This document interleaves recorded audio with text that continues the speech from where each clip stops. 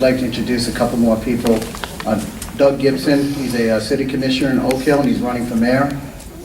Little down here. And Linda Hyatt, who's our esteemed vice mayor, and she's looking to move up the ladder to mayor. Thank you. And Stan Escudero, the volunteer shirt, he's the executive of the Republican Party of Volusia County. He's the main guy. Okay, this is part of the thing when you introduce yourselves, but don't get into like what you're going to do, just who you are, and you know that kind of thing. Start with you, Ms. Denny's. Good morning. Thank you for coming. I'm Deb Denny's. Currently, I'm serving as an appointed guardian ad litem to the 7th Judicial Circuit, and that's a citizen advocate that represents abused and neglected children in front of the courts, the schools, and other organizations. I'm a retired MetLife agent and securities dealer, strong in business, finance, and administration. I have served as an elected Volusia County School Board member, and because of those qualifications was called upon by Jeb Bush when, through a voter mandate, voluntary pre-K was established. And he asked me to chair the Early Learning Coalition for Flagler and Volusia, which I did. Our budget was $26 million starting out in state and federal funds. I think we can get into some of those details. Okay. Just want to speed it up here. Just speed it, how, 2 minutes, 1 minute? You're fine now. You'll get to some of your detail. Mr. Hathaway, can you beat her in that time? 1 minute. It's just an introduction. I'm Jim Hathaway. Thank you for being here this morning. I'm a lifelong resident of New Smyrna Beach. I am finishing up my 18th year as a city commissioner of New Smyrna Beach. I'm a small businessman, educated at Stetson University, and I appreciate you all being here this morning. Thank you very much. Mr. Kennedy. Good morning, and thanks to Henry and the Headline Surfer for having us here today. My name is Justin Kennedy. I too am a lifelong resident and small business owner of Southeast Volusia County. My family's been here for over 50 years. We call it home and we love it here. I currently serve on the Edgewater City Council. Prior to that, I served on the Edgewater Planning and Zoning Board for about 3 years. My record in Edgewater is one of progress, working together with others, and making the community a better place to live.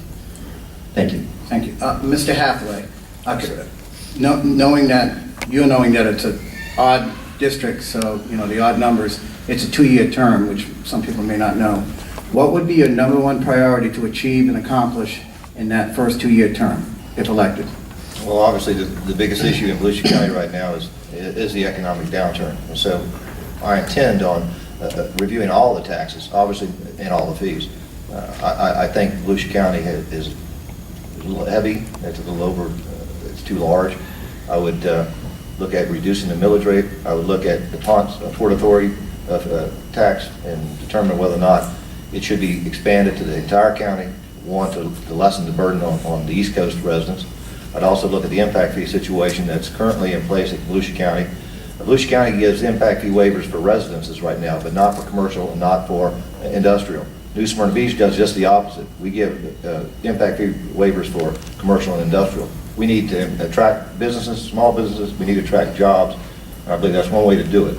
The other issue is that I want to tackle right off the bat is a transparency issue in Volusia County. I think there's a lot of concern with a lot of the citizenry here that things aren't happening out in the open the way they'd like to see them. I am absolutely astounded by the fact that the Volusia County continues to hold all-day meetings. It started at 8:30 in the morning, lasts sometimes at 10 o'clock at night. It's not conducive to good government. It's not conducive to good citizenry input, and it certainly is hard on staff and the elected officials when they're having to make these decisions. So I would certainly look at ways to have, if we have to, go to having 4 nightly meetings, once each week, to accommodate being more open, and do the same with our ad authorities and our other advisory boards. Well, Mr. Hathaway, just to follow up, you made some excellent points.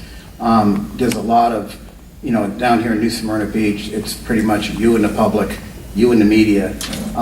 In the county level, you've got public information officers, a whole PR department. How do you gauge putting out the good stuff with the reality of what you need to get done in 2 years? With the people, well, I mean, with the transparency, with the, is it too much of the PR spin? Well, I think at every level in government, you are insulated by your staff. The elected officials want to hear all the stories, and the good news about where I am right now is I'm out on the streets every day. Y'all know me as a small businessman. You see me in the grocery stores every day. You can walk up to me, you can talk to me, you can ask me questions, you can give me comments. That's not going to change when I go to the land. I'm still going to be accessible 24/7 by phone, by email, by seeing me on the streets. And I think that's the important aspect that you've got to get across, that I'm available, that I'm accessible, that I can talk to those points and not listen to staff be, insulated, if you will, by staff spin on things. And I appreciate the elaborateness. We try to make this thing better than was the first debate, and it's probably my fault. Just warming up. Ms. Denny's, you also ran in the last election for District 3. You were up against an incumbent. You had a controversial candidate, with some strong name recognition. What did you learn from that last election that would prepare you better now with no incumbent? Oh, I thought I was going to be able to talk about the debt and funding issue. We'll get to that. Yeah, we'll get to that. My gosh, anytime that you step forward to represent yourself as a servant and try to represent your community, it's always a learning experience, whether you're in office or out of office. The process itself is a learning experience. What you learn is you don't know everything that you think you know. And a lot of times, none of us have all the answers for all the questions. But the real question is, can you ask the tough questions? I think one thing that I've learned is I have the courage of my convictions.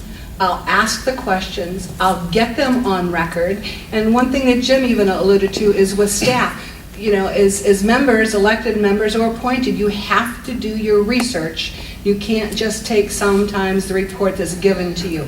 So if I learned anything, it has resolved the courage of my convictions and what I believe, the business skills and what I bring to the table in business, finance, and administration to serve Volusia County now and in the future as a voice for all of Volusia County. Okay, we'll try to keep the things down so it's not more speech-oriented and try to get specifics, but you guys are doing great. Mr. Kennedy, this is a tough question for you. What would you say is the greatest strength of your opponent, Mr. Hathaway? His greatest strength?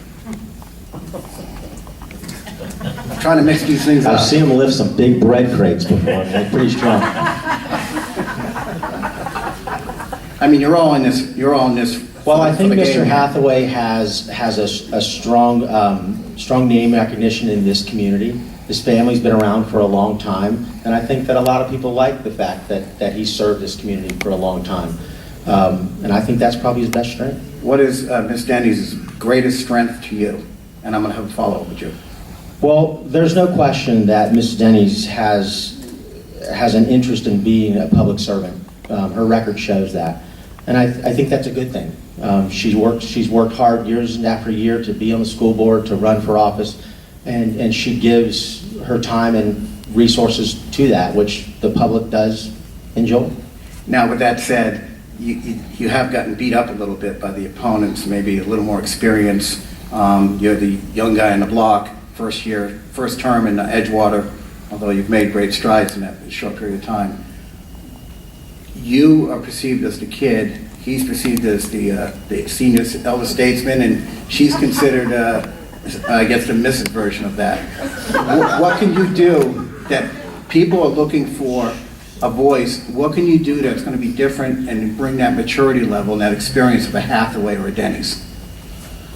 Well, oftentimes I think I'm a kid, but I am graying behind the wings here a little bit. That's good. My experience in life has been similar to others that have gone through life much longer than I have. They have beat me up on a few things. A few of them, many of them aren't true. One of the things I learned as a councilman in Edgewater, do your homework and don't tell the people things that just aren't true, because it's bad for the community. It makes people believe things that cause them to question government. And when you have people like Mr. Hathaway and I, who's have served for years and worked hard to get the right things done, it makes people question what we're doing and our motivations, when all along we were doing the right thing. It was just misinformation cast out there. And as a young person, I see that now in our political system. The breakdown is this divide. It's us against them. The truth doesn't matter. They've cast aside the fact that words have consequences. So as a young person moving forward in this community and in our nation as a whole, I want for my children to grow up in an environment where government is transparent, it's accountable, and the truth is out there, not just a bunch of slanderous crap just to get elected. And that's where my generation and the generations behind me are going to change what's evolved in politics today. Well, with all that said, to get the air cleared on some of those issues, tell us now, first-term councilman, enormous number of endorsements. What is it that is bringing you up there where you're starting to trend with some of the community groups that have endorsed you and unions and things like that? I think people can identify with me. I have a small business owner. I am a small business owner. I have employees. I have to make a payroll every week. I get it. People like me. I'm approachable. I have a vision. I have passion for our community. And I have an unwavering integrity to make sure that the people come before government, come before special interests. And you only have to talk to me for a few minutes to realize that. That's the way I am. And I think that's why I've been backed by so many different organizations. And I have so many supporters. Because I speak the truth, and I don't sugarcoat it, and I don't lie.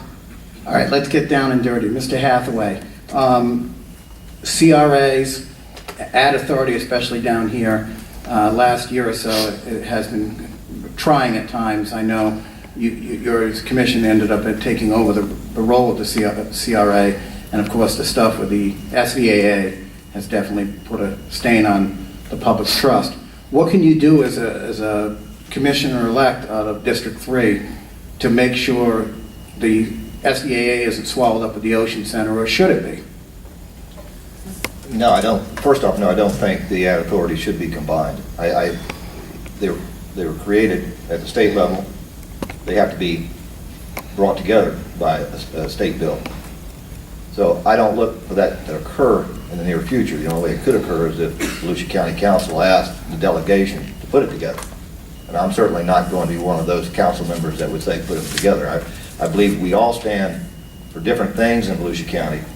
You know, I don't have a problem having a single marketer, but with different approaches to it, where you have the Southeast Volusia Ad Authority is able to make its own way, make its own decisions based on the dollars that we collect here in Southeast Volusia, same in West Volusia, and the same with the harbor at Daytona Beach. People argue, what is the benefit that the city of New Smyrna Beach, Edgewater, and even Oak Hill receive from the Ocean Center? And you're going to argue that most people say they don't see that. I mean, you can go to concerts, but they don't see the conventioneers coming down here and staying. And so the argument is, why should we spend our bed tax dollars on more conventions up in Daytona Beach if we're not generating anything in New Smyrna Beach? It's kind of ironic that they closed the driving behind the Ocean Walk, and now all the cars are coming to New Smyrna Beach. And with that said, Ms. Denny's, there's talk now that, yes, we built this gigantic Ocean Center expansion. We had the Ocean Walk a decade ago. They put the parking garage up. They took the cars off that part of the beach. Now they're talking about a new project. When does it end?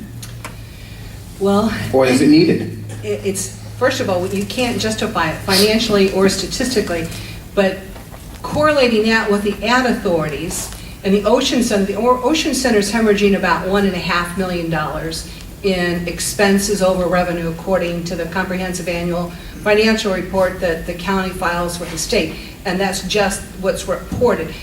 But there is a tie-in with the ad authorities, because in 1985, when it was built, 2 years later, 87, required a brand new roof. 2 years. And guess where they took the money from? The ad authority from West Volusia and Southeast Volusia. While Jim's right, it takes a legislature to combine them. The county can, at will, assess those revenue dollars, tax dollars, and use those, redirect them to another area. We may, our entities, still be separate entities, but they can redirect those ad authority dollars.